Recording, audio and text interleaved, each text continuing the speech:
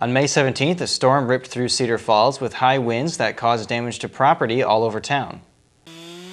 The storm system that moved through the Cedar Valley on May 17th brought with it damaging winds that took down trees and damaged houses all over Cedar Falls. Well, with the storm that came through approximately 5 o'clock or so, we had sustained winds of 70 mile an hour or so for a period of 20 minutes.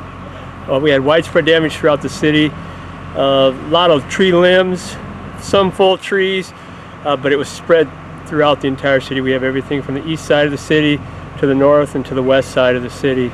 Immediately following the storm, crews were out assessing the damage and preparing to clear the roads of debris that same night.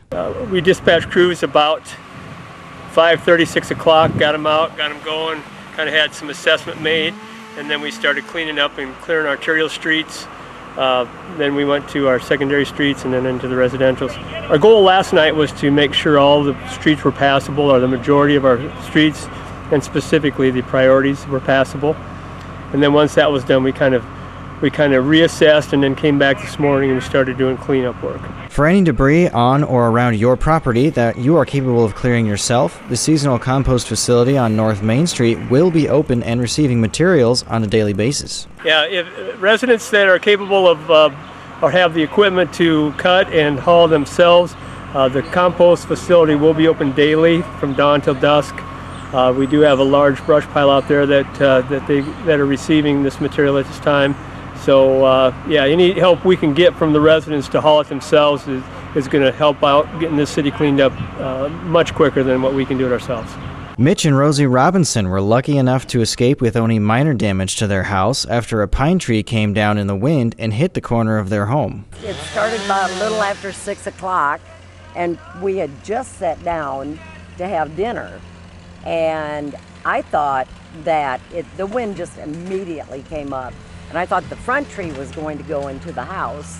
And I said, Mitch, let's get to the basement. So the dog and us, we went to the basement, heard the thud shortly thereafter.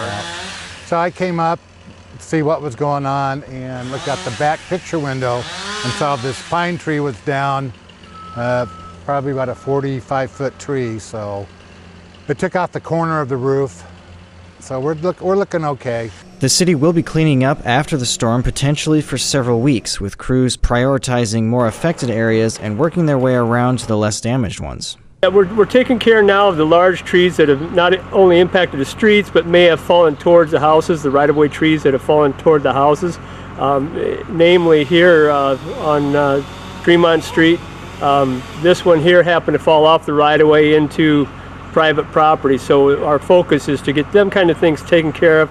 Then we'll go around and start picking up off the right-of-ways where there's lesser impact on the residents.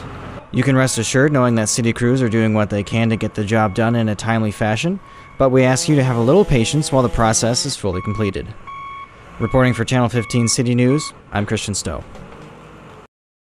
Once again, just to reiterate, if you have storm-related yard waste that you are unable to take care of yourself, you can just haul it to the curb and city staff will be along to take care of it for you. We just ask for some patience on your part while that process is completed.